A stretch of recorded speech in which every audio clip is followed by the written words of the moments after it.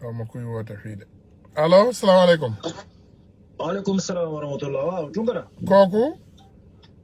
waaw man la sa benn waay maa ngi wootee fii Hong Kong. ok nuyu nañ la naka waa Hong Kong. waaw sant yàlla bu baax ñu ngi sant yàlla bu baax. waaw naka foofu nag. alhamdulilah ñu ngi fi. waaw alhamdulilah man daal saa waay sama contribution xam nga moom mooy lan. billahi wallahi tallahi Macky Sall mii ay wax ak ay yooyu jëlee fa révolution moo fi mën a jëlee Macky Sall lu garaaw laa leen wax. ah loolu leer na loolu moom leer na ñëpp moom ñëpp xam nañ ko. wallaay parce que am na benn bés maa ngi seetaan xaw ma si benn télévision benn activiste xaw ma caat na xaw ma kan. ñu naan ko mais yow Macky Sall ak yu muy posé xam nga comme ku dem si plateau comme ñi bokk si ñooñam. waaw ku ne mënta bokk si troisième mandat bu dàq la. mais képp kuy dëggal troisième mandat am du la wax dara mais loolu wax la. mais pourquoi ñu naan dañuy xaar Macky Sall ngaa ngi ne day Macky Sall dafay forcer tant que nit ñaa ngi wax tant que nit ñaa ngi ragal billahi dafay forcer. du nit ñaa ngi ragal nit ñi ragaluñu mais Macky Sall doomaraam la daf du gor quoi dafa amul deretu gor c'est ça le problème. te gis nga Macky Sall. day wor quoi Macky Sall c'est un traître. Macky Sall maamam dafa woroon waa Fuuta. baayam wor lan moo leen wan nekk kooku doomu workat la mën a nekk day wor. billahi te loolu xamul grand gis nga président yi fi mës a jaar yëpp Macky Sall moo si gën a sari parce que xam nga ragal bu for yet moom mooy Macky Sall. exactement te Macky Sall pare na tout même sax pare na sax pour jéggi ay néew pour moy su nguur yi. exactement il est prêt à tout faire. Macky Sall moo mën a dem taxaw investiture Alpha Condé investiture Alassane Ouattara. Alassane Ouattara nee na moom moo gagné élection yi par 95% des voix. donc ban sénégalais bu normal moo mën a taxaw nga ne Macky Sall du def troisième mandat non mais arrêtez bu ñu nax suñu bopp. saa waay sénégalais wallahi tant que dret tuurul il faut ñu ok Macky Sall fal dret. ok vas-y grand continue.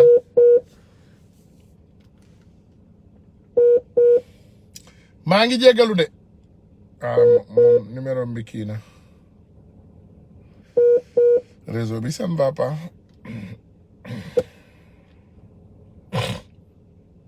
gars yi maa ngi jéggalu de suñu frère bi doon témoigner tam mbir mi mooy wax ji je pense que les Sénégalais doivent communiquer avec les mouvements citoyens ngeen communiquer ak ñi nga xam ne ñoom ñoo nekk ci seen gox-goxaan yi pour xeex li nga xam ne moom mooy injustice bi. oh ok man lay woo si numéro bi ok gis naa ko sister waaw gis naa ko may ma une seconde rek sama téléphone bi dafa mel ni moom moo sote léegi parce que waa ji nekkoon ci ligne bi téléphone bi dafa dagg dinaa la jël léegi yaag vrai Lion Diallo ah maa ngi leen di jël léegi déggal leen ma jël leen léegi je vous prends ok vrai Lion maa ngi lay jël après ma jël sama système. waaw vrai Lion il faut yow nga woote direct parce que yow appel direct nga ma wooyee donc il faut nga woote waat voilà donc xaaral ma jël sama sista Salimata Sall waaw xaaral ma jël ko.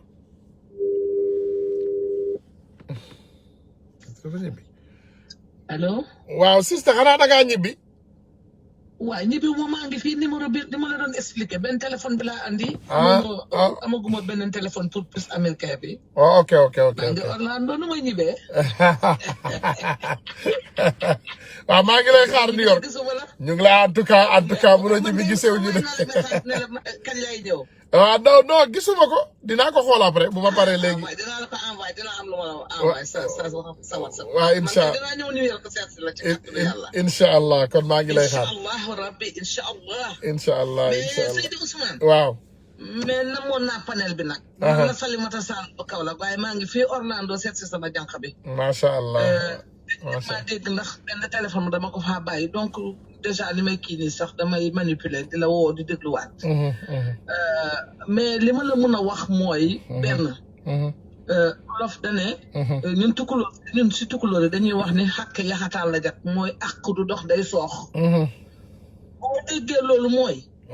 gis nga lii ngay dégg ngay wax ni président Macky Sall moom moo nekkoon ministre de l'énergie ci jamonoy Ablaye Wade. ginnaaw ga moom moo nekkoon ministre de l'énergie. ginnaaw mu nekk premier ministre. dañuy wax li ma lay wax dafa leer te dafa avéré mooy fépp fu am gaz ci Sénégal fépp fu am richesse muy gaz muy pétrole muy lu mu munti doon lu am njëriñ ci àdduna ci réew Macky Sall xam na fa mu ne il a tous les documents il a toutes les preuves su fépp fu pax am wala fu teen am wala fu gaz amul rek booru Thiès boobu de booru Nioro gii gaz am na fa ci Kaolack xam na fépp laa la wax fépp la xam fu mais géologue la loolu mooy liggéeyam na ko nit ñi xam donc lii gis nga lakk-lakk bi nga gis nii wallahi la ma la wax ci départ bi mooy àq du dox day soox yàlla moo gëmmut nelawut yàlla gis nga bañ ko jaayeen foog di ko di dox ci kaw bopp nit ñi ne dinañ ko lekk ko dinañ ci enrichir yàlla mooy wedd yàlla moo ne téete tu am nañ def lu leen neex mais yàlla gëmmut nelawut te bëtu yàlla fa mu àgg kenn bëtu nit doomu aadama àggu fa xelu doomu aadama àggu fa gis nga lakk-lakk bii man avant may ñëw fi États-Unis fan yooyu ñaari camion dañoo jógee Mali benn bi daanu accidenté daanu buntu kawoon bi mu daanu buntu kawoon ñu ne nañ andi beneen auto essence mooy yu essence citerne yi biñ ko andee ñu ne nañ jël benn essayé xelli essence bi nekk bi daanu def ko ci beneen citerne mi wallahi la azim maa ko seet déglu direct ak rajo Alfayda mais gis nga affaire bi dafa explosé sapeur pompier yi amuñu dara c'était depuis 10 heures du matin ba 3 heures du matin ñu ngi ci ñaari camion yooyu explosé na biir kawoon ba kenn nga dafa meloon ne ci guerre lañ nekk ñu foo toll di dégg explosion yi. attends même kawoon bi nga ne kawoon moo am gaz. buntu kawoon la moo kawoon gi ñu dëgër biir keroog. waaw. avant man may ñëw fii Amérique le 2 décembre avant may ñëw fii. waaw. le camion essence moo accidenté mbëkk benn borom Jakarta ëlbatiku daanu c'était depuis 10 heures du matin ci Sénégal. Allah. ba ci guddi gi ba 23 heures beneen camion ñoom ñu ne nañ andi kon beneen xottu camion pour ñu jéem a extraire essence bi ñëwoon ci camion bi far ñoom ñaari camion yëpp explosé ba ñaari sapeur pompier dee nañ ci y avait plusieurs blessés parce que sapeur pompier yi amuñu matériel bu ñu fayee woon essence booba. ci yàlla. li ma lay wax nii jour boobu la kii doon tàkk tamit kii boobu nekk Pikine nu mu tudd waaye technopole bi. waaw. c'était 2 jours après bi port bi tàkkee. ah yàlla mooy feeñal de. yàlla moo nekk yàlla moo nekk di feeñal yàlla gëmmut nelawut. yàlla de balaa muy lakk sa gat day lakk li la wër yëpp ba pare boo ko déggul bu boobaa mu lakk sa gat. lakk na oto Macky Sall mi ngi lakk ay société Macky Sall du ko déglu bu paree mu taal Macky Sall ci boppam woon ko ne moom mooy Yaasin Zalaali wal Ikram. yow port bi lakk na fi portu Dakar lakk na fi. exactement. mool 10 lakk na fi. gisagul dara il n'a rien compris. yàlla da lay yónnee ay signe ne la gis naa sa jëf ju bon. réglé ko. ñun marché Kaolack ñaata la marché Kaolack dafa lakk ba fi ne ni amatul place. nit ñi dañuy jël di samp di teg fi jaay amatul parce que dem na fa digg na fa dina defar marché wala deful benn marché mais ñaata marché mooy lakk ñaata nit ñooy lakk léegi barki démb dégguloo xale boobu lakk noonu génne parce que yàlla moo ko boole ak safara suñ toll nii parce que dafay tàngal xolu nit ñi dafa war nit ñi dafa toroxal nit ñi yàlla dina ko boole safara moom ci boppam nañ dem seen teen yëppay lakk. mais gisuloo dëkk bi gis nga dëkku Sénégal ni mu nekkee di def gis nga liy xew Sénégal ay catastrophe sur catastrophe. catastrophe moom mooy am Sénégal parce que dañoo jël suñu àq jël suñu ñàkk jël suñu ñu toroxal démb déglu naa bi meeru Ndiaga Ndiaye bi waxee fi explosion bi am fekk ma nekk ci salon bi ci suuf may seetaan TFM. un certain Bachir Dramé Cheikh Tidiane Diaw invité ko mais ce gars mu ngi liggéey Sarr mais ce gars-là il dit n'importe quoi li mu doon wax moom il savait pertinemment que li mu doon wax c'est il n'avait pas d'argument donc gis nga bu ñu nax nit ñi gis nga soxna si génn sànq foog naa madame Bala ki nga doon waxal. waaw mën nañu nax nit ñi mën nañoo jéem a nax nit ñi waaye kenn mënul nax yàlla c'est ça le problème. mënuñoo nax nit ñi yàlla gëmut nelawut te yàlla fépp la nekk billahi wallahi wa tallahi.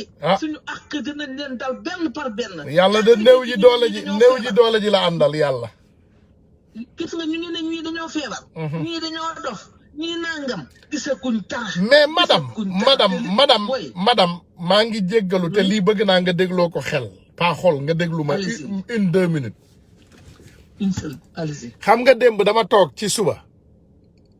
ma jël big ak fay. may def benn analyse bu ndaw rek man maa jël sama sondage yu bopp di ko def ci Macky Sall.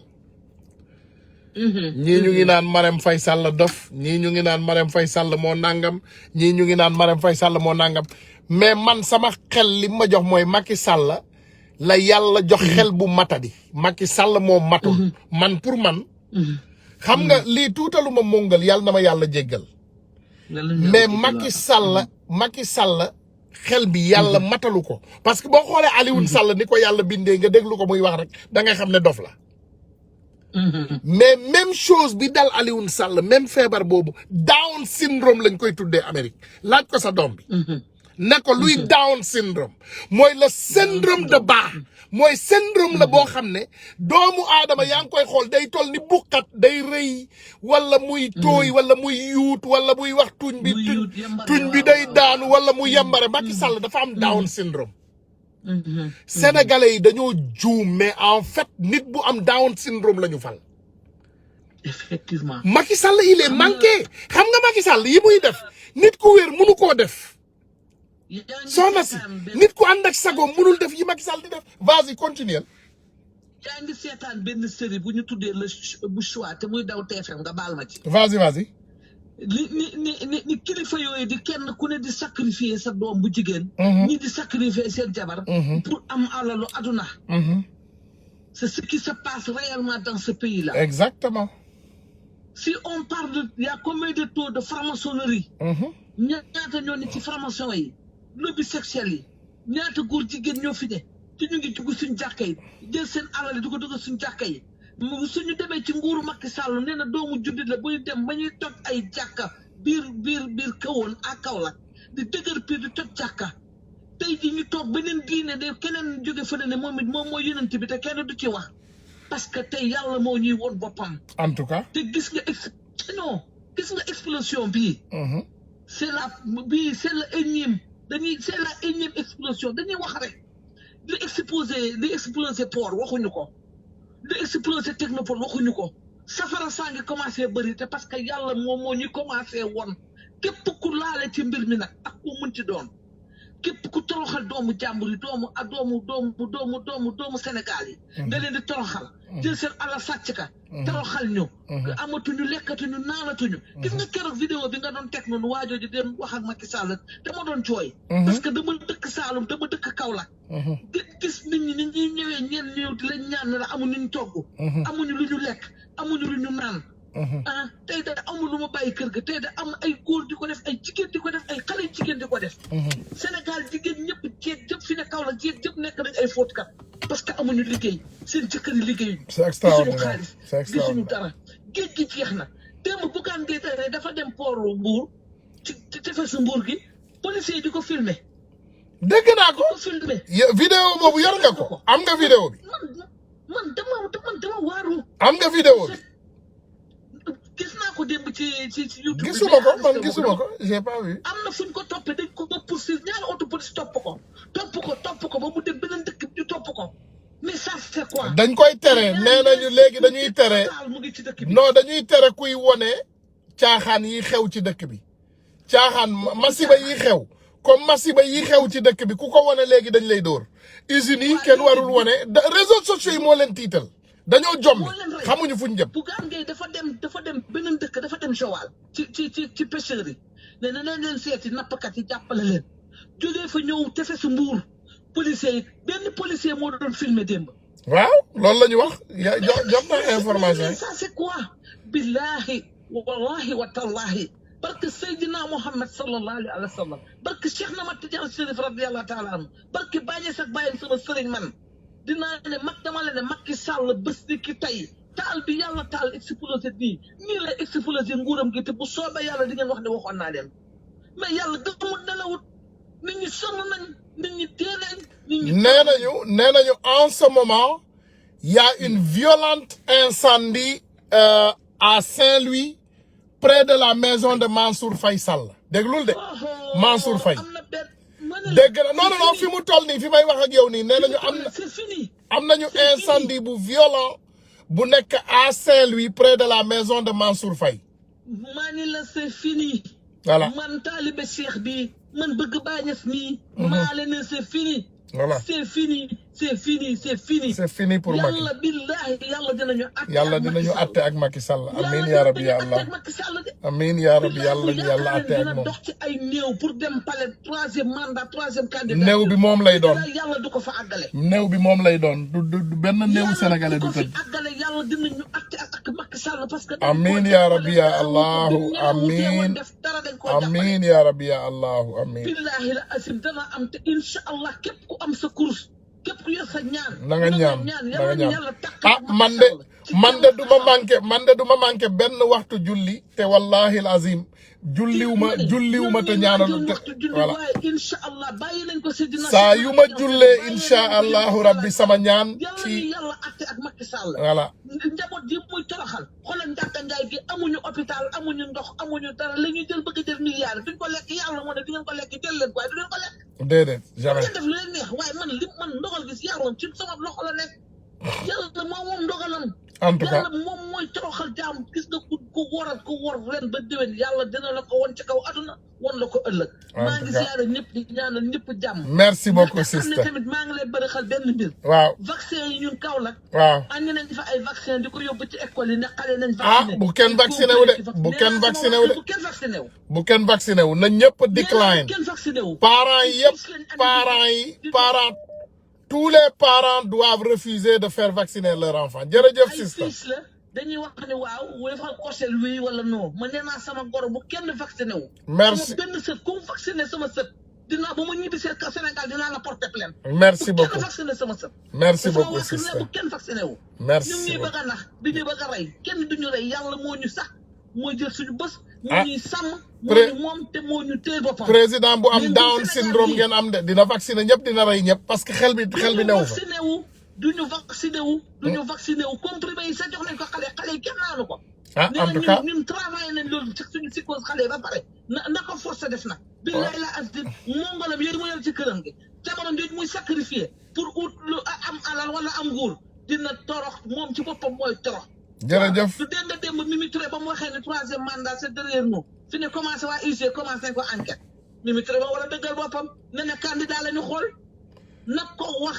ne candidat la ñu xool lu ko raw dañ ko war a mootu dañ ko tëj ne na ko bu amul sëriñ amul mbokk amul ku ko taxul dañ ko tëj ci kaso bi asalaamaaleykum jërëjëf merci dinaa la woowaat après jërëjëf merci voilà donc gars yi je pense que il faut ngeen am lenn loo xam ne da ngeen koy comprendre Macky Sall dafa am Down syndrome moom ak Alioune Sall bo s'ils font le test man maa leen wax lii na dem defi test Down syndrome ngeen xool waaw sëñ bi maa ngi lay ziyaare waaw Ousmane maa ngi lay ziyaare lu bëri kooku Grand Lion ah Grand Lion waaw man la waaw voilà macha allah léegi parce que jéem naa lu ne pour jot la macha allah waaw voilà bismillah le problème mooy que ne daanaka sax ñi jot a dugg ñëpp wax nañ presque globalisé nañ lépp mais fallait rek ma dugg contribuer ne que les Sénégalais ils doivent plus avoir peur peur moom Sénégalais yi de mais sëñ bi ma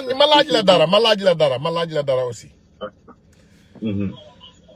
boo yoree buur bu dof xam nga il faut savoir que est-ce que xam nga nit takk na jabar te xamul ne dof la takk waaw loolu xam naa est-ce que xam nga ne nit fal na nit sénégalais yi fal nañu dof te xamuñu ne dof la ñu fal parce que Macky Sall syndrome bi ko dal non Macky Sall non déglu ma c'est important dama bëgg nga jël sa temps nga commencé ci Macky Sall yàlla na ma yàlla jéggal manqué wu ma respect benn famille Macky Sall nga xool Alioune Sall nga dem xool sëru Macky Sall bi nga xool ay doomu Macky Sall ba ci suuf da ngay gis ne ñoom ñëpp dafa am lu ñu bokk mooy yàlla dafa leen sàkk mel ni ay nit yu matadi mais da ngay gis ne dañu am Down syndrome du lu bon parce que doomu aadama yàlla ku ne sàkk na la am na lu mu def ci yow man Ousmane mii am naa défaut ku ne yàlla def na défaut ci yow mais le défaut de Macky Sall mooy dafa am Down syndrome man dama def sama ay analyse man maa toog dem toppi sama ay vidéo xoolaat lépp li Macky Sall doon wax mais dafa am Down syndrome Macky Sall ak li mu àndal yëpp dafa am Down syndrome donc dof lañu fal on a des problèmes on a élu un fou à la tête de notre pays. foofu li ma la fa bëgg a yokkalee mooy li la dal moo ma dal keneen. Le monde a été endormi pendant des décennies, pendant des années, pendant des centaines d'années. Fayal sa live bi. Waaw. Pour ñu dégg la le monde. Ah d'accord. Le monde a été endoctriné maanaam dañu nalawloo woon. Mais ce que je veux te faire comprendre mooy que ni. tous les gens du monde. On doit avoir peur de ces gens. Parce que quand je dis ces gens, c'est des gens puissants. Et c'est cette puissance pour les leen koy may mooy ñun suñu énergie négative bi ñuy détecté moo leen di dundal. li may wax am nañu nekk ci live bi ils peuvent me témoigner, ils peuvent savoir de quoi je veux parler parce que je veux utiliser des mots yi nga xamante ni je serai pas bloqué après sur Facebook. C'est pour cela je parle d'une manière bi nga xamante ni ku dégg ci la suivre actualité actuellement di nga xam ci may waxee mooy ñun suñu énergie négative ñoom moom la ñuy di ko dundee ça se voit pas visiblement c'est des faits réels gis nga lu tax ma ne la on doit plus avoir peur. parce que ça il va tomber. c'est ça le Ousmane man dama la yàgg. non day daanu. maa ngi fekk benn live il y a 1 an de cela. ndeysaan nga waat. alors dama la koy dëgg nag tey. nga ne Macky Sall bu jeexee 2024. man Ousmane ma leen waxati bu ko gëm te loolu man dama la koy témoigner. exactement Macky Sall bu jeexalee 2024 ma xam ne kii moo man. Ce que je veux faire savoir les Sénégalais, moi, actuellement, je dis pas nañ teg Ousmane Sonko suñu kanam, mais que l'opposition, les vrais nak lay wax. nga xamante ni dëgg moo leen nañ manko def benn bokk ànd ak Sénégalais yi. Les patriotes, l'armée patriote est là, ils sont là. Sauf que nag olof dafa am lu muy wax ndimbal dafay fekk loxoy borom da ngay teg loxo ma teg la lool. na Sénégalais yi jóg. Macky Sall ne va pas finir son mandat. Il boo di seetloo si début année bi temps bi corona bi jógee qu'est-ce qu'il s'est déclaré dafa ne dafa am. il a attrapé il a été enfermé quarantaine. non mais xoolal li muy def. Moi je vous le dis. C'était pas dara dalu ko Macky Sall il était sous enquête. Exactement. Il était sous enquête par qui? C'est pas n'importe qui, par la FBI. Donc, si on a l'élection, Macky Sall, il va pas finir les élections là. Y compris Magnifique France. Y compris Macron. Macron, actuellement, il s'est déclaré qu'il a le Covid. Je voulais finir. Si ces gens terminent leur mandat, man, nous m'allons porter beaucoup de. Donc, les Sénégalais, ils doivent plus avoir peur. Ni de nos dates. ñii seen ñoom parce que man daaluma ay Macky Sall ay pion yu ndaw lañ. ñii seen yàlla yi lañ laal fu mu nekk nii. seen yàlla yi lañ laal. moo tax ma ne la l'armée des patriotes il y en a qui sont dans le live ils vont comprendre mes codes. L'armée patriote est là. L'armée patriote est là et que ils seront là. Ils sont là, ils sont partout dans le monde. Et que ces gens vont tomber. Ils vont tomber très bientôt. Et ça sera même pas dans les années à venir, ça sera pas dans les mois à venir, ça sera dans les semaines à venir. Vous verrez comment ça va mouvementer dans le monde actuellement. En tout cas. Partout dans le monde, ça va mouvementer. D'ici janvier, le monde connaît une nouvelle ère. Une nouvelle ère que les gens vont vivre une ère plus la vérité et que les masques vont tomber. Et que dinañ gis ay nit yoo xamante ni dañ leen foogoon ay nit yu baax ci àdduna bi dañ wad ci àdduna bi ñëpp dinañ ci teg seen bët. kon moo tax ma ne j'ai plus peur de Macky Sall parce que dañoo paniqué il faut nekk ni ñoom ñëpp dañuy daanu. dañuy daanu man je préfère ce qui se passe au Sénégal mu xew fa actuellement àdduna bi ñëpp teg ci seen bët na yàqu. c'est que Sénégal y a pas un jour boo xamante ni dafa yeewu doo gis scandale da ngay yeewu ne tey lan ngay déggati waaye doo yeewu te doo dégg scandale du Sénégal. Je presse chaque jour affaire yi di génn pour sénégalais yi teg ci seen bët ñu yeewu nag des sénégalais yi yeewu ngay waxal ñu teg ci seen bët xam le monde de demain dëgg moo koy defar le monde de demain du ay fen du ay sos moom mooy fal dëgg le monde de demain c'est la vérité dëgg moom moo koy defar te 2021 2020 bi loolu moo nekkoon mission moom 2020 bi dañu mën a gis utilité am ci àddunaam 2020 dafa ñëwoon et que 2021 sera la réponse de 2020 loolu dama golote de voilà merci loolu laa amoon lu may échanger. Merci. Et les Sénégalais ils doivent plus avoir peur. Merci Ils doivent grand. plus avoir ñoom seen peur boobu la ñuy jël comme énergie di ko dundee. Merci. nañ dem lii partenaire. Ok grand maa ngi lay ziar. jërëjëf merci beaucoup. waaw gars yi xam nga dafa am Google dama bëgg ngeen dem taper sur Google taper les effets de Down syndrome déglu leen ma de ci anglais nee nañu Down syndrome causes a distinct facial appearance maanaam ci jëmm nee nañu dafay changer looku jëmm doomu aadama bi dafa am lu muy changer ci yow maanaam sa jëmm ah Down syndrome beneen bi nee nañu dafay maanaam appearance maanaam facial appearance ak intellectual disability maanaam disabilité intellectuelle ngay am boo amee Down syndrome déglu leen ma de ngeen baal ma ak sénégalais yi laay waxal lii man maa ko découvriral sama bopp dama toog ma xool Macky Sall waxeet yi ak fen yi ak caaxaan yi ak maanaam maltraité bi muy def doomu aadama yi ak taxaw ba daal di gëm ay duulam moom day fen ba di gëm li muy wax moom day dem ba gëm ne moom dëgg lay wax ak caaxaan yi ni muy doxalee Sénégal ma ne kii warul am intellect bi mu soxla pour gérer réew xam nga sénégalais yi toujours yéen a koy waxal seen bopp ngeen ne Macky Sall gëmul ne moom mooy président Sénégal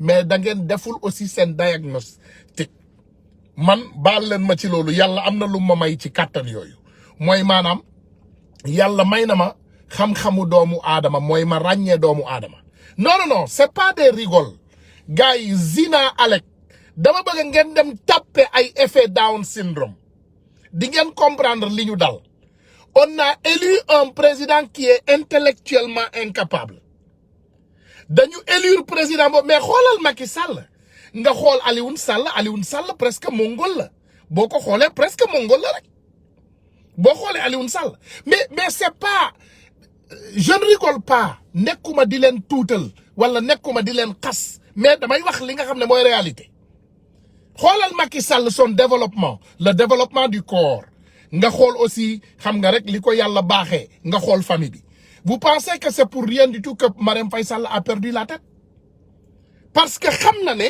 y a un problème mais Macky Sall quand tu le regardes y a un problème mes amis boo xoolee Macky Sall xamuloo porc ngay xool xamuloo nit ngay xool xamuloo looy xool tu ne sais même pas ce que tu regardes donc y a un défaut de création sur lui donc boo xoolee loolu ak intellectam maanaam xool xelu Macky Sall ni muy xalaatee mais Macky Sall il est comme un Macron bu Macron ne I mu ne A bu Macron ne A mu ne B bu Macron ne C mu ne D te bu leen fàtte ne boo leen mayee Macky Sall quelques jours il aura le coronavirus quelques jours il va se proclamer que dina quarantine boppam comme Macron. asalaamaaleykum waaw ñu ngi lay ziyaare asalaamaaleykum.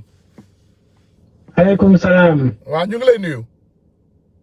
waaw ñu ngi lay fay nuyoo Khalifa Babacar ñu ngi rafetlu live bi. waaw Khalifa Babacar ñu ngi lay ziyaare bu baax a baax a baax. waaw ñu ngi delloo ziar di ñëw di contribuer ci li nga xamante ne mooy li ngay waxtaan muy actualité bu am solo. dëgg la. daanaka ñëpp wax nañu ko. mais man dama bëgg ñu delluwaat ginnaaw xool Sénégal xam nga tey jii bu ñu taxawee Sénégalais yëpp taxaw temb. xam ne changement dafa jot. waaw dëgg la. waruñu xool ci depuis 2012 dañoo xool la ko jiitu. ndax 96 problème bi nekk bi nga xamante ne moom moo nekk tey jii nii. di xew foofu depuis 96. 96 jamono PS la woon. 2000 PDS. ba 2012 APR donc dañu war a jàngat ci loolu yëpp. exactement. waaw dañu war a jàngat ci loolu yëpp bu ñu jàngatee ci loolu yëpp nag te ñu xam ne Sénégal bi ñuy wax ne 1960 ba léegi demul li ko tere dem mooy li fi nekk nii. te femme bi fi génn sànq wax na ko dara umpalewuñu ne ñun Sénégal li fi Macky Sall nekkee miin ba mu nekkoon xam na li xew Sénégal yëpp. léegi alalu Sénégal bi yëpp nag dañu bëgg di ko génnee parce que ñoom dañu xam ne alalu Sénégal boobu sénégalais moomuñu ko loolu la leen tubaab bi gëmloo. waaw mais loolu est-ce que ñëwul ba léegi ci waxtaan bi may waxtaan léegi mooy incapacité intellectuelle parce que si tu es capable intellectuellement di nga xam ne que doomu aadama bi daf lay nax xanaa. waaw mais xam nga loolu moo tax li tax ma gën a insisté dugg mooy li ngay waxtaane loolu. waaw mooy nit koo xamante ne alalu àdduna daf koy yóbbu li ko fëx mooy xelam. xel bi dafa matul. exactement te Macky Sall ku ko xool ci regardam. exactement ku ko xool ci regardam da ngay xam ne kii matul. merci voilà merci. merci léegi loolu nag. moom la Ablaye Wade comprendre woon. moom la Ablaye Wade comprendre woon. exact. ba tax mu ko doon defloo muy def tubaab yi tamit. teel a wàccee loolu xam ci moom. exactement ñoo diagnostiqué xam ne Macky Sall wérul. exactement. léegi nag bon comme sénégalais nag ñoom tolluwuñu foofu ba léegi amuñu seetlu ci doomu aadama parce que nit bala nga koy jiital da nga koy xool ba seppantal ko. exactement. mais nag dañu gëmmoon bi ñuy xool Macky Sall dañu gëmmoon moo tax. gisuñu ne wérul 100%. exactement. exactement waaw li nga wax noonu rek moo tax ma insister pour dugg pour wan leen ne sénégalais yi. ne kii du nit koo xamante ne. du pour sànni ko xeer mais dafa nekkul ay faculté yëpp. dafa am non c'est exactement ça. li ngay wax man loolu laa gëm. xam nga doomu aadama il faut nga mën a wax dëgg même bu fekkee dëgg bi day metti xam nga lii wax ko c'est dëgg bi day metti parce que ku ko dégg dina ne wala ñu ngi tuutal wala yàlla moo sàkk yàlla moo yemalewul mais soo xoolee Macky Sall balaa muy ñëw ci nguuru Sénégal muy toog ci ay plateau TV di la wax ay waxu pharaon di la wax pharaon ni mu def ba daanu di la wax ay wax di wax ay wax di wax ay wax mais kooku sénégalais yi man ma ne yàlla moo ñu mere parce que xam nga sénégalais ndeysaan foo dajeeg moom dafay defe ne moo la gën a muus yàlla nag jël daf teg ko ci suñu bopp réew woon ñu ne ko on n'est pas intelligent. voilà yàlla moo ñu nattu loolu nag gis nga loolu nag xam nga sénégalais fu mu jublu fu nekk rek daf koy wane ñaw xel. voilà te muus bu ëpp dof la. exactement Macky Sall nag il a été choisi xool ay qualité am. ci loo ko def loo mu def. ndeysaan nga xam ne loolu. après rabu àll la ko yàlla def. exactement moom ngay jël sa xar sa xaj tàggat ko ba mu tàggat. boo ko sànnee bal mu daw dem jëli indil la ko donc Macky Sall li mu nekkee nii parfois wax ci moom sax day mujjee doon bàkkaar parce que dafa wéru. Sénégalais nag nañ jël seen courage à deux mains xam ne nag erreur yi waratu leen dal. te li nga xamante ne nag mooy tax mbir mi soppeeku patriotisme moom moo koy lal. te patriotisme boobu nag wax dëgg yàlla Sénégalais yëpp ñi nekk ci diaspora bi ñi nekk Sénégal yëpp dañ ci war a taxaw. loolu mooy dëgg loolu mooy dëgg. xam naa téléphone bi dafa am na ci dugg nañ ko may tuuti mu ñëw loolu mooy dëgg.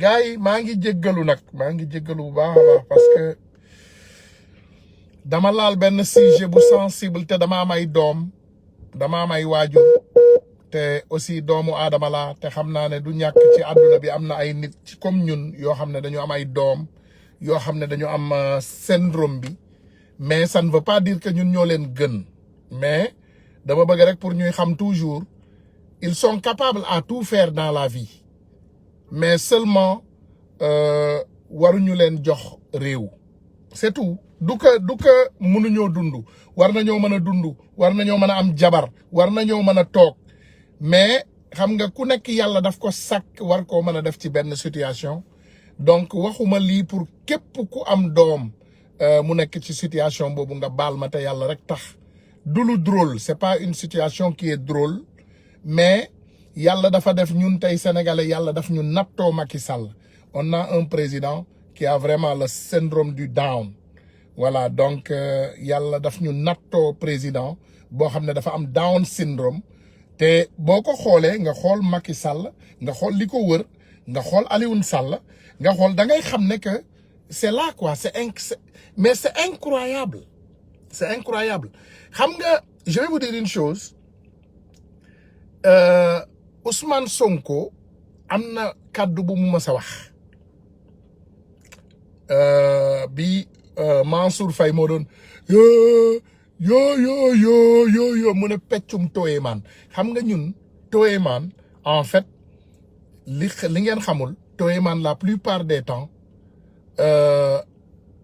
dafay doon loo xam ne syndrome down bi la ba léegi rek mais ñun on dit Afrique ndeysaan par erreur on dit Toyeman parce que da ngay gis nit ndeysaan ku léppam dikkul ñu ne Toyeman donc moom Ousmane Sonko waxeewu ko benn doomu aadama Mansour Faye la ko jubal mais man tamit sama kaddu bi c'est tout simplement fait à l'entourage de Macky Sall du benn doomu aadama boo xam ne da nga am njaboot parce que man dans ma famille il y a des personnes qui ont le down le syndrome du down am naa famille il y a des membres de ma famille qui ont le même problème donc du loo xam ne c'est drôle mais c'est que boobu problème la ñu am pour sénégalais yi xam ne ki ñu fal ci suñu bopp réew dafa manqué dafa matadi donc problème bi ñu am tey doo ko wax lu muy dégg il faut sénégalais yi comprendre loolu Macky Sall kenn du ko wax lu muy dégg kenn mënul raisonner ak Macky Sall c'est pas possible you can reason with a person whose intellectual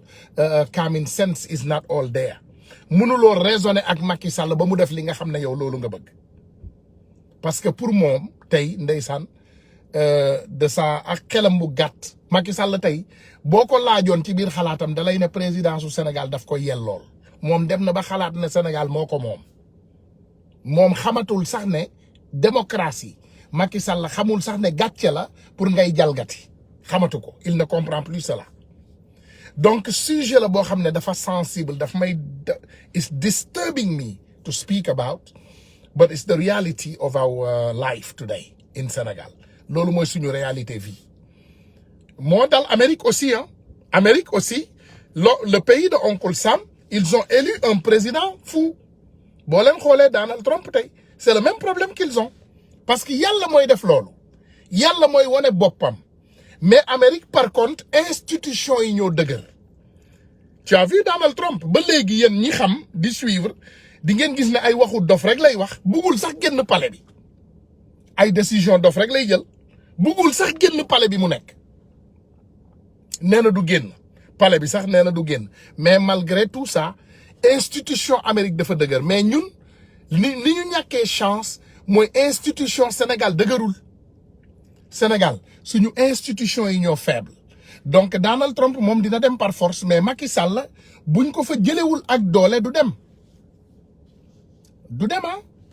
Macky Sall du dem Macky Sall may leen ko tuuti rek ngeen xool mais xool leen imaginel nit ku normal naka nga mën a ñàkkee ay centaines de personnes mënuloo leen jaale par contre France ñàkk benn doomu aadama nga dem jàppante loxo ak moom je suis Charlie imaginel Macky Sall Macron député am ay député am ci assemblée nationale am coronavirus mënu leen massawu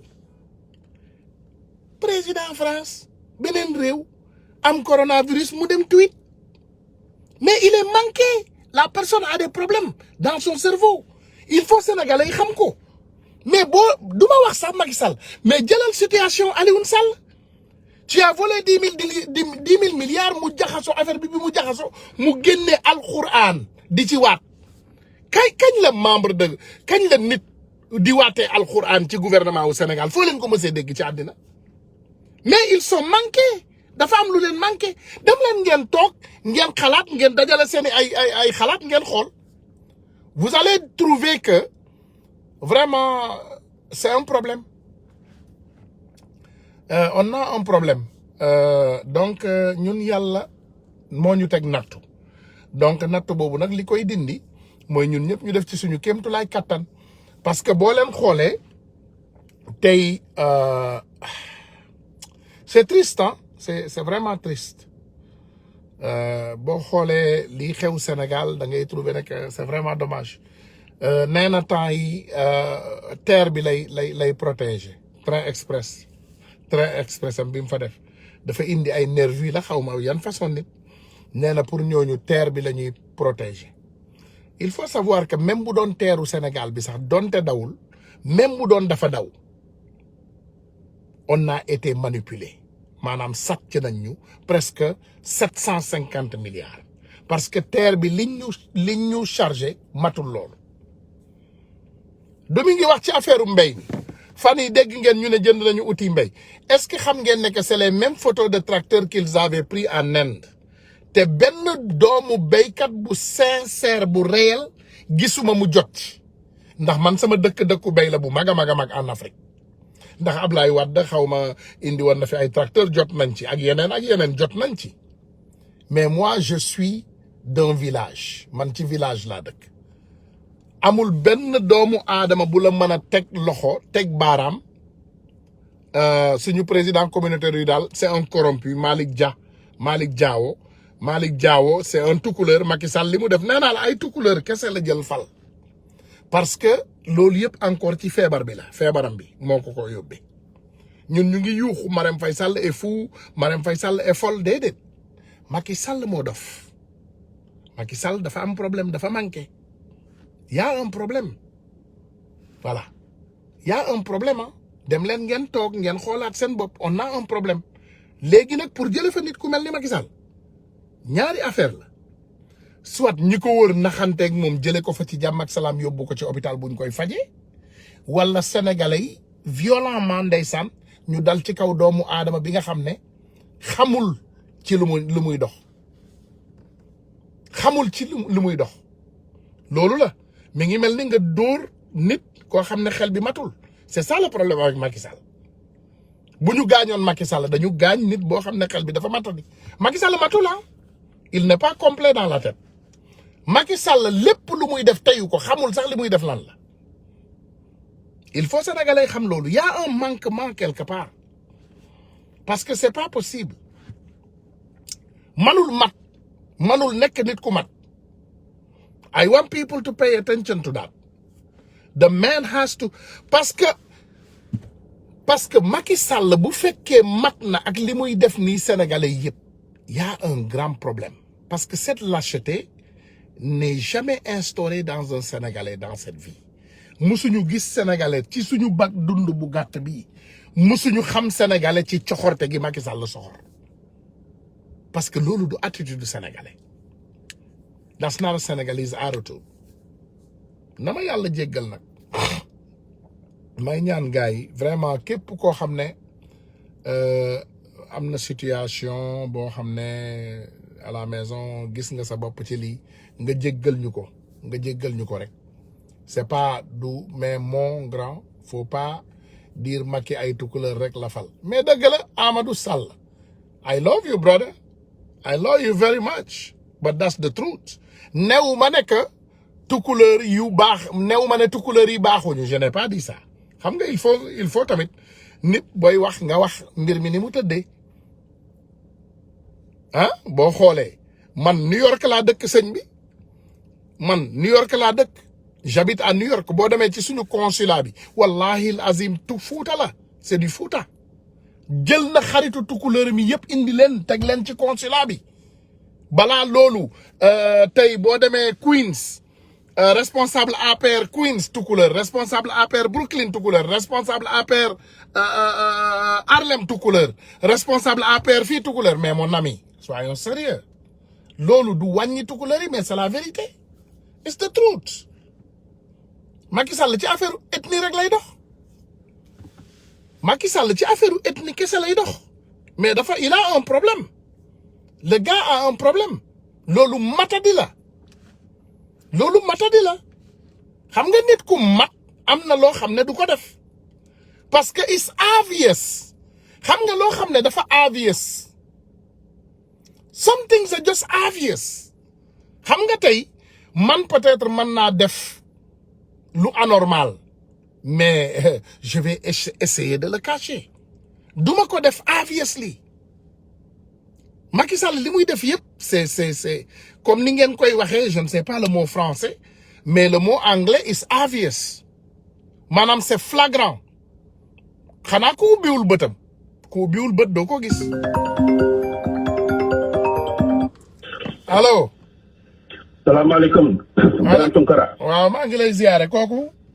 maa lay Ibrahima Diédhiou Rhode Island. asalaamaaleykum grand Ibrahima maa ngi lay ziare bu baax a baax.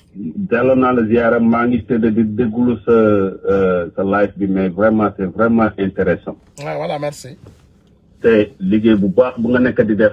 chaque jour yaa ngi jël sa temps nga bàyyi lépp lu mu métti noonu ak sedd bi nga toog. pendant des heures. di wax lu jëme ci suñu réew muy Sénégal vraiment on te remercie beaucoup. Merci. te yàlla na la yàlla fay yàlla may la kattan boobu yàlla may la wér gi yaram may ko mbooloom jullit. Amin. bon ma yokk ci Sénégal tamit ci le gouvernement de Macky Sall. xam nga vraiment Macky Sall li nga wax nit ku feebar. da feebar. parce que je ne peux pas concevoir. lépp luy daw ci Sénégal. en tant que président nit ki élire la comme président des Sénégalais. munoo génn sax di masaw nit yi lu ñuy jooy noonu. yaa ngi toog ci sa ruq. yaa ngi toog ci sa ruq. yaa ngi toog ci sa ruq bi rek di lekk ay ceebu jën. di naan ay naka tuuti ay anniversaire ay birthday party. mais tu sais que Macky Sall mënul dagg gâteau sax gâteau boo ko joxee paaka mu dagg gâteau normal mënu ko dagg. mais gis naa gâteau bi sax lu mu koy doxee. lu mu koy mënu ko dagg ba pare rabin bi ngande ak bopp bi bu ngande ak biir bu ngande. waaw mais xoolal les rubines là gis nga am na benn société bu ñu doon ubbi Sénégal bu bees. am benn président Afrique xaw ma IBK la xaw ma kan moo taxawoon ci wetam ñu jox Macky Sall ciseau mais mënul dagg rubine bi. président boobu moo jël mu dagg ko mu mer il s'est fâché boo ko xoolee day mer bu ko dara dalee rek day mer. parce que loolu feebar la. c'est grave feebar la quoi Macky Sall feebar la parce que xam nga am na ñu mel noonu quoi bu ñu demee def ci dara bu ñu adbile rek. dañuy seen jour boobu du met jour boobu seen xol dina métti ba pendant des années. exactement Macky Sall loolu moo koy dal. exactement Macky Sall lépp lu muy def amu ko il se sent pas à l'aise xam nga. donc bu jëmee ci kii bi ci boppam li nga wax. je pense que tey jii am na loo xam ne vraiment c'est une leçon pour tous les Sénégalais. exactement. xam nga Sénégalais bëggantuñu Sénégalais dafa ñaan Sénégalais xolom bi dafa bon. exactement. Sénégalais même bu fekkente ne ñëw na fekk boromum Sénégalais di am ay jafe-jafe day ñëw romb ko téeméer mu naan am my own business. xam nga. te wala ku mu ñëw sax. pour dimbale moromam boobu koo xam ne sénégalais la comme moom ba pare na ñu régler seen problème ci boppam mooy moom sénégalais dafay ñëw romb la téeméeri mu naan la that's not my business. donc loolu dafa nekk loo xam ne tey ci boppam dafa war a yee sénégalais moi je me rappelle il y avait une année c'était suma premier voyage maa ngi jóge Sénégal di dem en 90 89 90. di dem Allemagne. ma ñëw ba Maroc. Casablanca. mu am benn jigéen sénégalaise boo xam ne dafa ñëw ba foofu gars ñu ne ko doo am néeg à l'hôtel parce que dafa war a transiter le lendemain pour dem fu mu war a dem. Allahu akbar. C'était mon premier voyage j'avais 24 ans 25 ans yooyu. macha allah. yow ñoo mais il y avait trop de Sénégalais dans l'avion. mais gis nga xale bu jigéen bi dafa jooy man bu ma ñëwee rek ma gis ko muy jooy di kër ma ne ko soxna si lu xew mu ne ma gars ñu ne ma dama am néegu hôtel ma ne ko loolu waxuñu fi dara toogal fii man je règle le problème.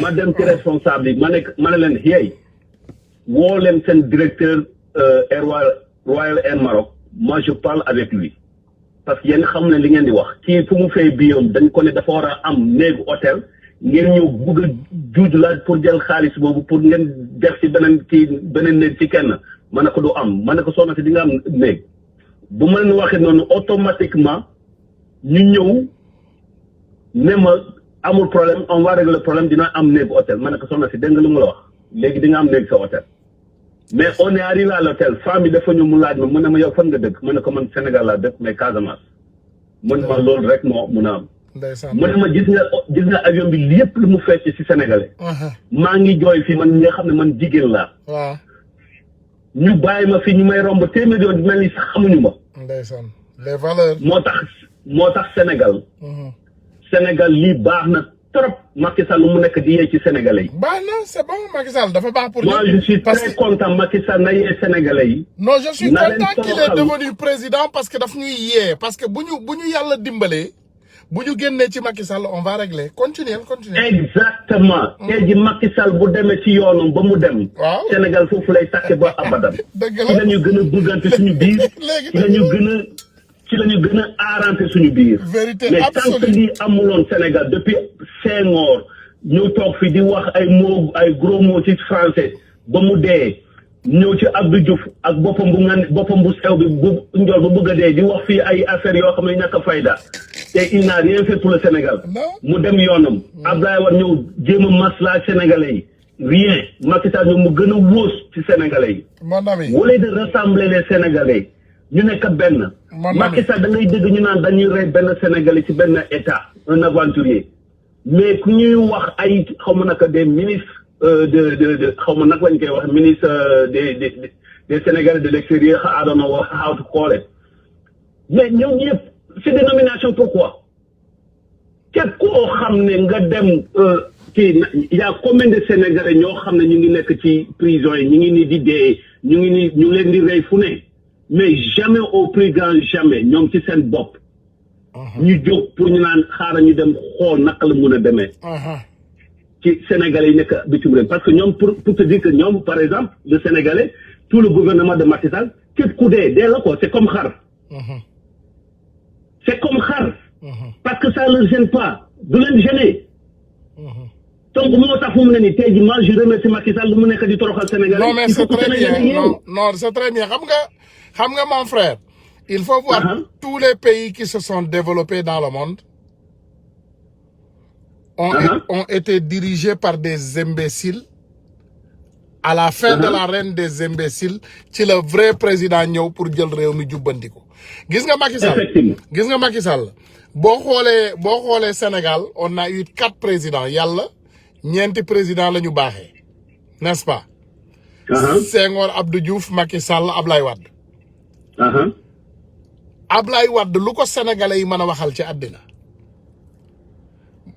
def na mal gouvernance def na ay erreur de gouvernance bëgg na doomam indi na doomam teg na ko ci ay bopp société mais Ablaye Wade c'est un patriote xam nga Ablaye Wade li nit ñi comprendrewul mooy dafa gëm boppam gëm réewam mais Senghor gëmul boppam gëmul réewam Abdou Diouf gëmul boppam gëmul réewam Macky Sall kan la alignel boppam bi mu ñëwee Abdou Diouf boo seetloo parce que Senghor li nga wax ni dëgg la. voilà mais boo gisee Abdoulaye Wade tey jii moi je me rappelle l'année bu Abdoulaye Wade nommé na ko tuddee Idrissa Seck comme premier ministre.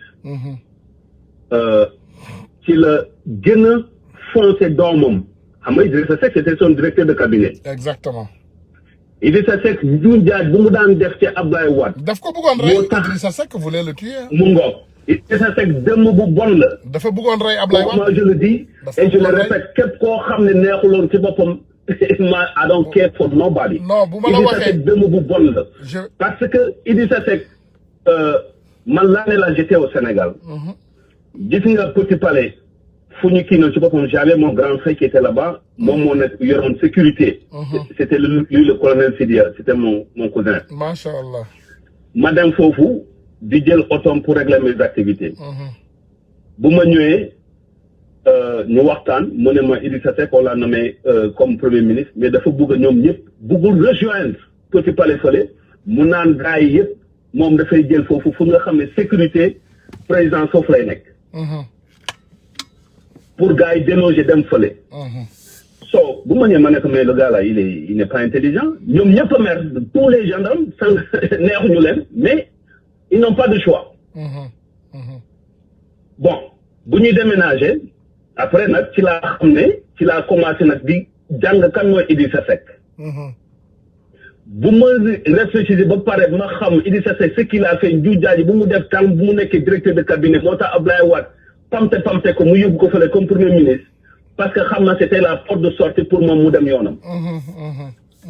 te Idrissa kii Abdoulaye Wade lu mu def ci Karim Wade muy indi ko tegal ko. parce que Karim Wade moom ak papam dañuy waxtaan comme li ngay waxtaanee ak sa doom. sa doom bu la buggee du nangu sax bu dëgg leneen loo xam ne lu bon ci dëkk bi ñu ngi koy def dafa ñu mu naan papa moytu li kii diw nit yi ñu ngi wax li nga moytu nga changer ton truc de vie. sëriñ bi c'est important ma am loo xam ne dinaa ko leeral tey sénégalais yi am lu ñu comprendre. xam nga tout le monde se dit que xam nga tey mi ngi mel ni Macky Sall sax nañu may Macky Sall de benefit of the doubt ok.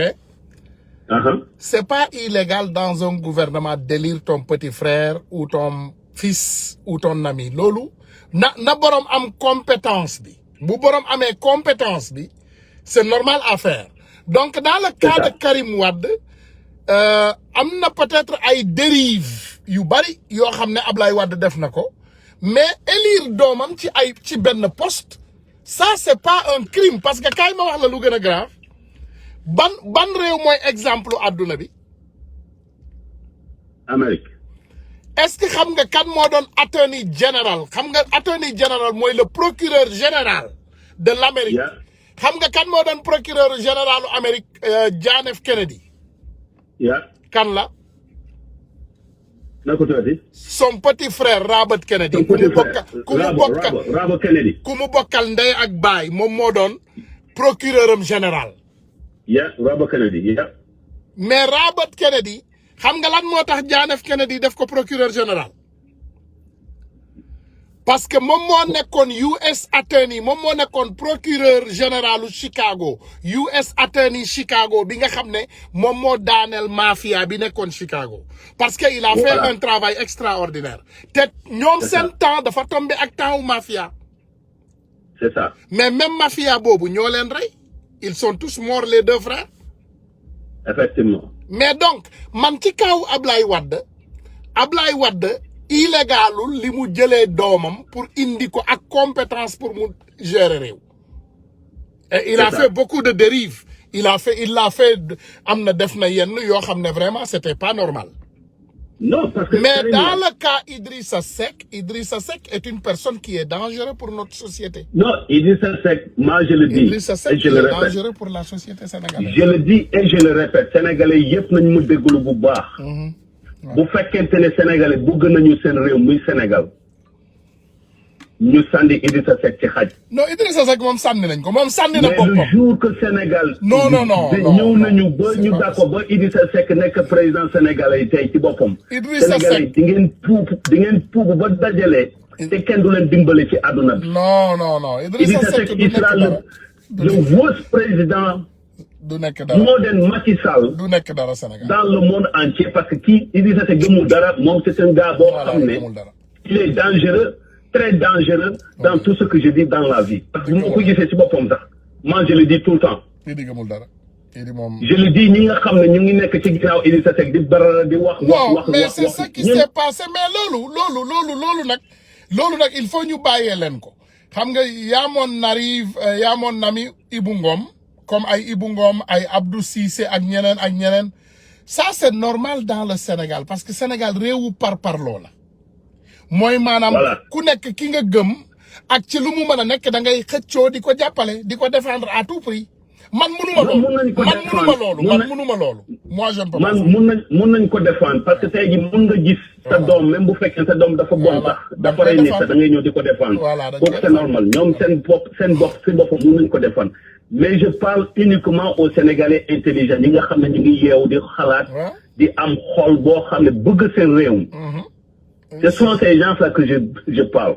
Mais pas ñi nga xam ne ñoom dañuy start ci Idrissa Seck même bu fekkee Idrissa Seck dafa ñëw wax lii dafa yëloo ñu naan yii dafa yëloo te dafa reet ñooñu waxuma ak ñoom. te encore on revient encore pour le Sénégal aujourd'hui. tey jii Macky Sall lu ma koy ñaanal mooy lan. na xam ne adduna bi yëpp ñu ngi koy xool. ay nomination ñuy naan Sénégal moo jël deuxième xaw ma nangam ñun ñëpp tubaab bi ñu ngay gis. non premier nee nañu Sénégal moo jël premier devant les États-Unis ñoom ñëpp ñi nga xam ne ñu ko wax dañuy duul. yi nga Sénégal mooy jël premier. bu fekkente ne ils sont des gars intelligents ñoo xam ne dañuy jàng qu'est-ce que c'est xaw ma bonne gouvernance sëñ bi quand j'ai lu cet article là. Voilà. J'ai pris le dictionnaire. D'abord, j'ai le dictionnaire yep la jël. J'ai pris le dictionnaire de tous les pays. Jël na dictionnaire français, jël bu anglais, jël yenen lak yi ma dégg. May xol la signification de bonne gouvernance. C'est rigolo quoi. Quand je vois ça dans les trucs, C'est du Moi, dis le média n'importe sénégalais, quoi. le C'est média, du le média n'importe sénégalais avec ses corrompus, comment, I don't know how to say it. Nous, ces gens-là, nous, dans le Sénégal, on est sorti premier devant les Américains, devant la France, tout ça. Nous, on est là aux États-Unis. On mange à faim, on dort bien, on conduit, on voit tout, on fait tout ce que nous voulons parce qu'aujourd'hui, Dieu merci. Sëñ bi, tey jii je bu ñu peux wax aller devant combien de nit yoo xam ne ñaata nit ñu nekk Sénégal di doolu chaque jour on nous appelle pour parler de n'importe quoi tey lekkuma naanuma C'est du fu mu ne nii suma doom yi amuñu donc il faut que les gens le sachent C'est du n'importe quoi. sénégalais yeewu leen ñu nekk ci média bi dañuy duul ba dajale c'est des menteurs c'est des gens koo xam ne Macky Sall daf leen fay xaalis bu dul jeex C'est des incompétents. pour ñu nekk ci Macky Sall di ko tàggee koo xam ne comme buur la ñu ne Macky Sall du suñu buur du suñu dara. xamuñu loolu ñoom xamuñu ko. Macky Sall on le prend comme humain being c'est un être humain that's it. xamuñu lu géej gi réer. on a vu des gens yoo xam ne ñu ko gën a bëri xaalis ñu ko gën a gis nañu ay kër yoo xam ne yu gën a rafet que Macky Sall mais ñun suñu yoon nekku ci. xamuñu lu géej gi nit yoo ñoo ko liggéey. xamuñu lu géej gi Sénégal la ñuy yeewu. on a beaucoup de choses yoo xam ne li nga xam ne Sénégal daf ko war a def Sénégal nañu bëggante suñu biir. xamuñu lu géej gi réer. gis nga yàlla lu ñu wax ni yàlla mu ngi koy natt yoo xam ne bu di ko teggale parce que nit booy def lu bon yàlla ci suñu borom yaa ngi def lu bon da lay pousser rek mooy iblis bi nag. voilà. parce que ñëpp ñu nekk ci around Macky Sall ñoom ñëpp ay iblis lañu. ay nag lañu. bu ñu génne di wax da ngay naan mooy pharaon yi ñu ngi commencé di la tàccu nag ñu foog ne yow yaa ci nekk. mais c'est des pharaons yoo xam ne duñu wax dëgg duñu la wax dëgg. Macky Sall même bu fekkee ne da nga dem puupu sax nga ñëw nga wax leen puupu sax dañu leen naan yee Macky Sall puupu. donc c'est des choses yoo xam ne sénégalais yeewu leen. il faut pas se laisser minimiser avec des gens des petits groupes nous voulons le développement du Sénégal.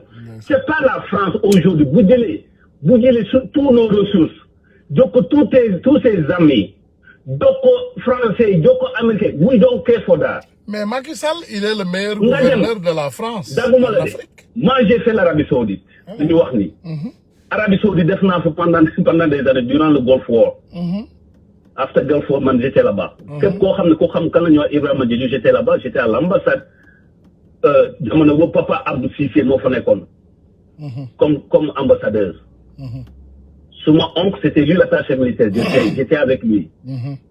Colonel Lamine Diédhiou képp xam nañu ko. c'est l'ami de Mansour Seck. xam nga donc bu ma gisee loolu loo xam ne lu am ne ko dévaluation bi ça m'a trouvé en Arabie Saoudite. donc sénégalais yi il faut que ñu xam ne am nañu ay doom yoo xam ne dañuy yàgg tukki ci àdduna. te ñun ñu ngi nii di ubbi suñu bët. c'est pas le fait par exemple quand je vois des Sénégalais ñu nekk dans les trucs ñu naan moi je suis un intellectuel je suis un craqueur. we don't care for les intellectuels. parce que des intellectuels menteurs des intellectuels qui ne disent même pas la vérité ce qui se passe. tu connais ce qui est dangereux. ñaata at nga def Amérique. man presque léegi ma mot 30 ans. voilà man tamit même chose je suis là en 89 j'ai 30 ans et 31 ans presque 31 ans. Ibou Ngom du même numéro bi ngay woote nii la mi ngi nii gis nga numéro bi gisuma sa woote de j'ai pas vu ton appel.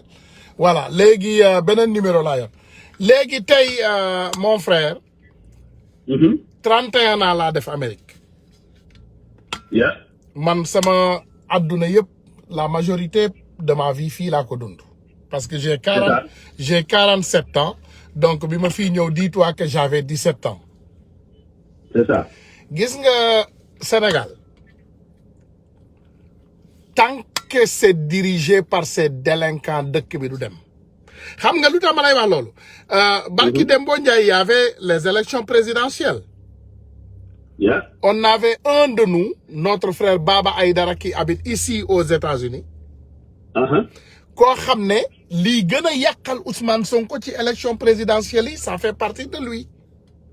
c'est ça.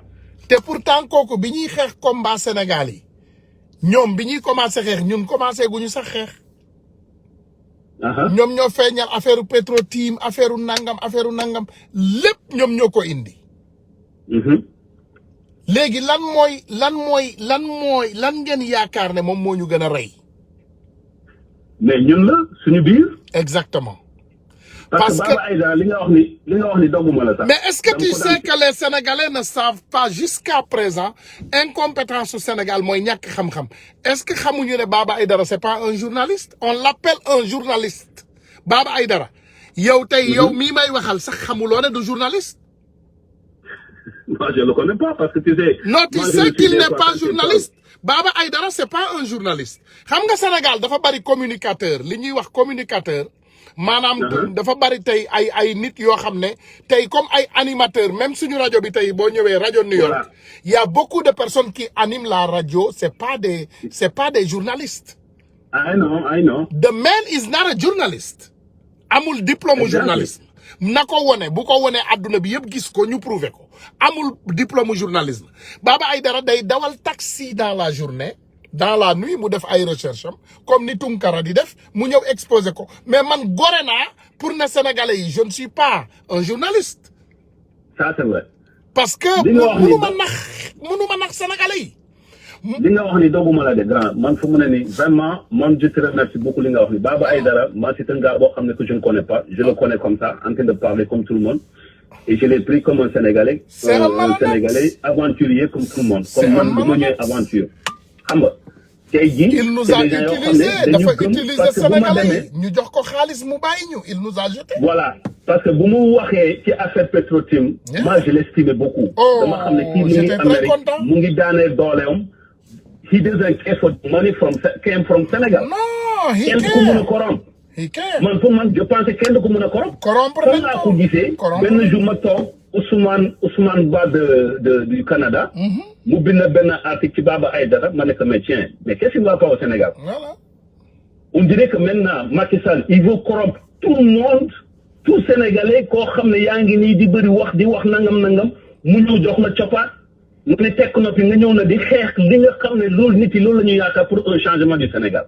C'est extraordinaire.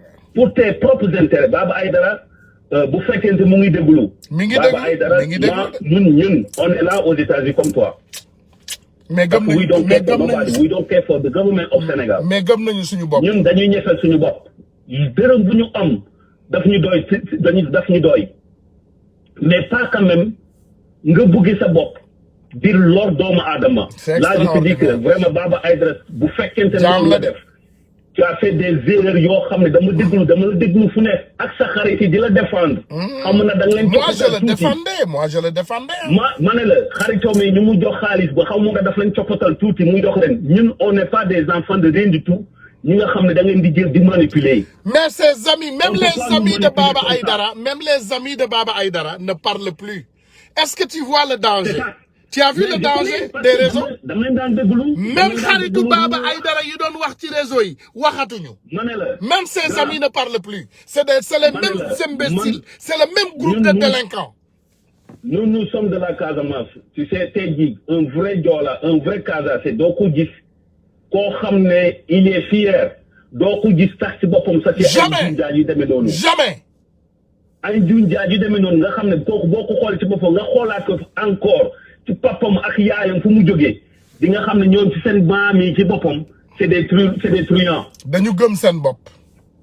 c'est des truands moo tax joolaay yëpp nga gis ay Assome Diatta ñu nekk ci gouvernement Macky Sall ak ay xaw ma naka yu. duñu masalaam tous ces gens là sont pas de vrais Joola quand je vois de vrais Joola. da ngay taxaw même bu fekkee nit ki mu ngi. ay ñoom Famara Ibrahima Sagna ñooñu duñu ay Joola. mais ils sont rien. ñooñu duñu ay Joola. C'est eux qui ont vendu la Casamance aujourd'hui. Et encore, aujourd'hui, moi je ne peux pas concevoir par exemple la France, un pays boo xam ne par exemple les Macron, tous ces gens-là, ñi nga xam ne ñu ngi nii di manipuler l'Afrique comme des enfants de rien du tout. ñoom ñëpp di daw seen ginnaaw ñuy ubbi seen taati ñu leen di maral. Je pense que nous par exemple tey jii ci boppam je ne verrai même pas un Français ñëw taxaw fii mu may wax affaire yooyu Casamance. affaire au Sénégal. Ils n'osent pas ou bien en Afrique. En tout cas. Ils n'osent pas. Le français n'ose pas. Moi, quand je l'ai en France, je ne parle même pas le français. Non. Parce que c'est une langue que je déteste. En tout cas. C'est des tifs. Merci beaucoup. Bu fekkente ne France depuis 1960 Sénégal Afrique ñu ngi jël seen indépendance. yow nga bëgg dëkk bi nga bëgg seen doom. di nga leen di dimbali nga wone loo xam ne lu baax. Et puis je te dis encore une histoire. moi je faisais à la SAT xaw ma ndax xam ngeen ko mooy lorsqu'on rémunérait le système sénégalais à Dakar dans le nouveau réseau là l'électronique à la SAT képp koo xam ne ku nekkoon jamono yooyu xam na SAT fu mun a ñoo gasoon Sénégal Dakar fu nekk di góor garab yi moi j'étais avec eux xam nga te gis nga lu ñuy def foofu laa jóg ma bañ français comme des animaux je n'aime pas non mais français baaxul xam nga français baaxul bu ñu defee ñu ngi nekkoon Sonatel Medina di defar benn câble bu mag moi je suis un technicien bu kii yooyu ci boppam gros câble ñu defar câble boobu dafa sonal compagnie bi mais on a fait de telle sorte que boo ñëwee da ngay foog ne câble bi baax na je le dis pour tout Sénégal ñu déglu les Français comment ils font léegi nag bu ñu ko defaree ba pare Aziz le jour Sané de la réception c'est des soi-disant c'est des contrôleurs de la Sonatel contrôleurs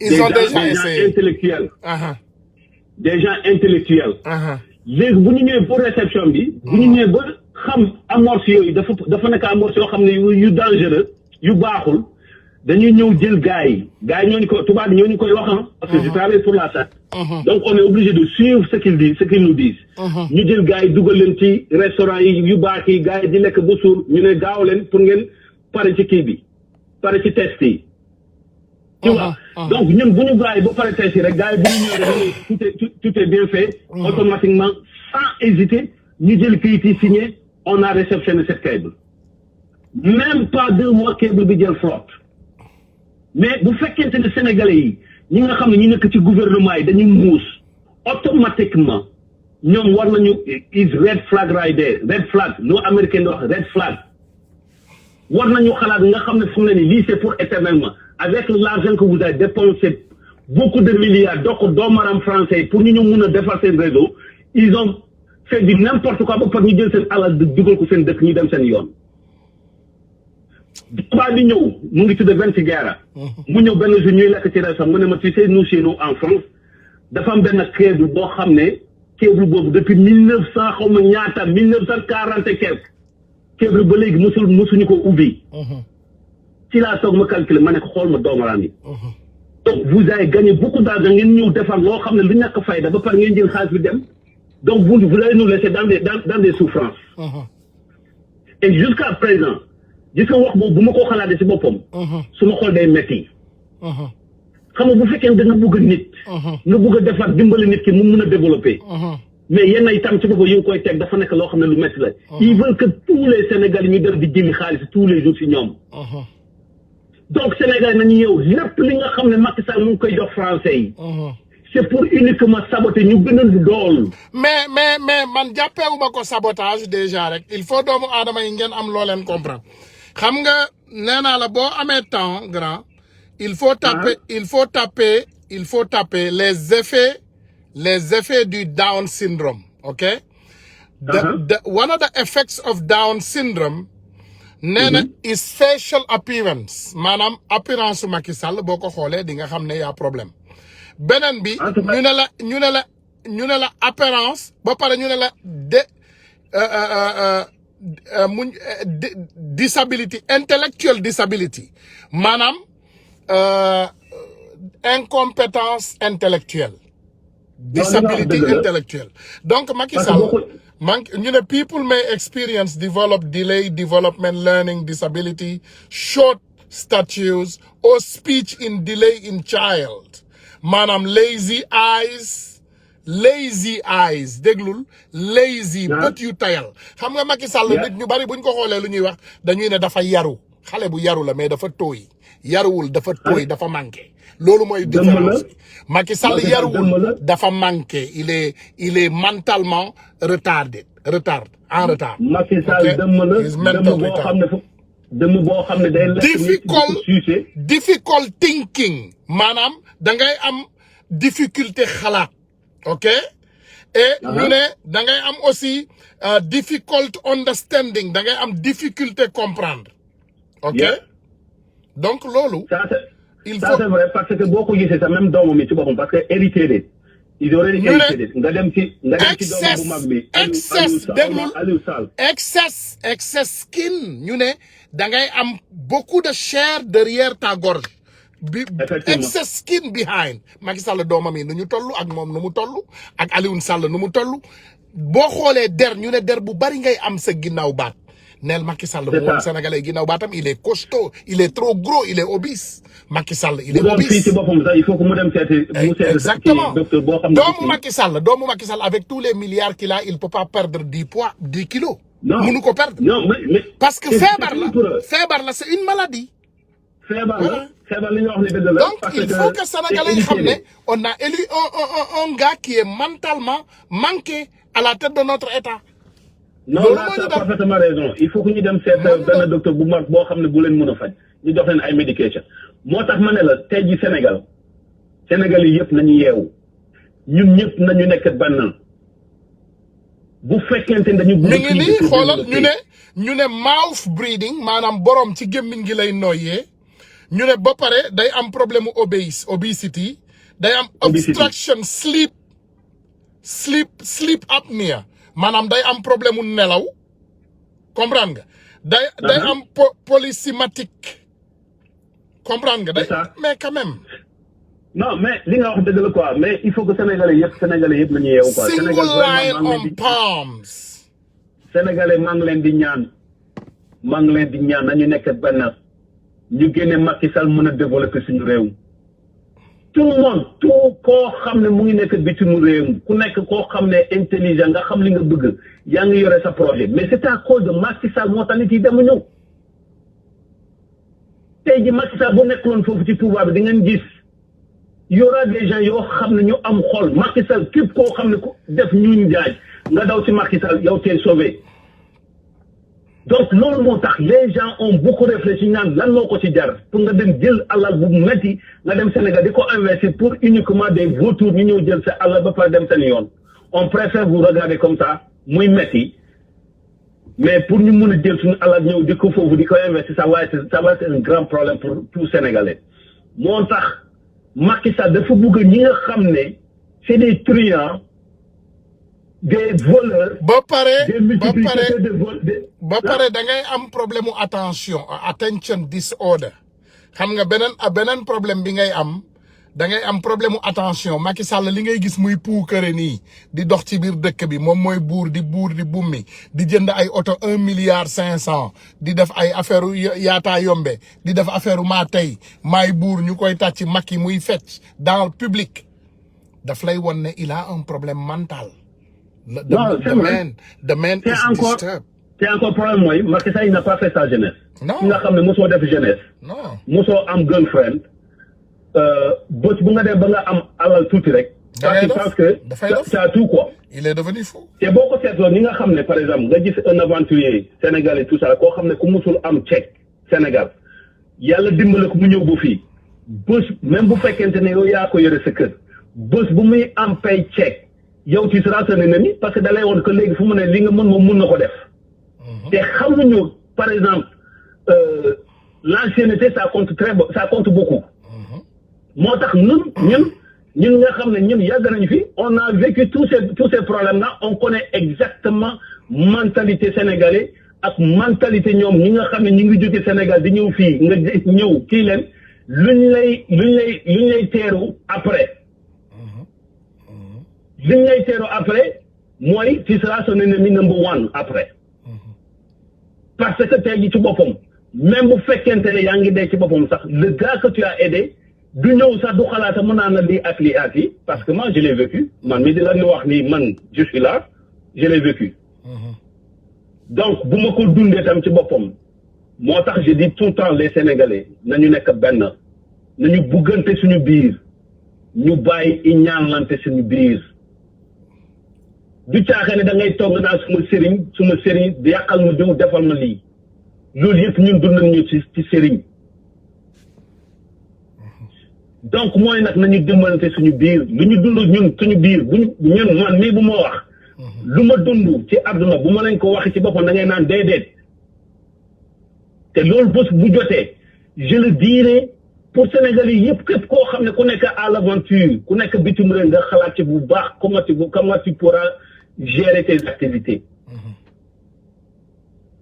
parce que tey jii lu ñu andi ku nekk moo xam lan moo ko andi c'est pas le fait par exemple ay kërëb yooyu non lu ñu andi pour Sénégal la Sénégalais fu mu nekk pendant des années mais du tax ba mu fàtte Sénégal loolu mooy dëgg vraiment merci grand merci du fàtte mbokkom mooy nag man je vous dis encore une fois grand man je te remercie je te félicite merci beaucoup grand merci te corona bu ñu wax noonu corona di sonal Sénégalais foofu Sénégal c'est des choses yoo xam ne faut que Sénégalais yëpp nañu yeewu merci beaucoup mafia boobu tamit bu dugg ci corona bi mafia boobu moo gën a dangereux sax man maa ngi nii je travaille dans le corona mais lépp lu ñuy wax ci corona bi ci boppam c'est des choses yoo xam ne c'est des mensonges yoo xam ne yu gën a métti ma ne la business bu ngand la dans le monde entier lu ñuy def fii ci boppam c'est la même chose moom la ñu jox Macky Sall di ko dicter lu mu war a def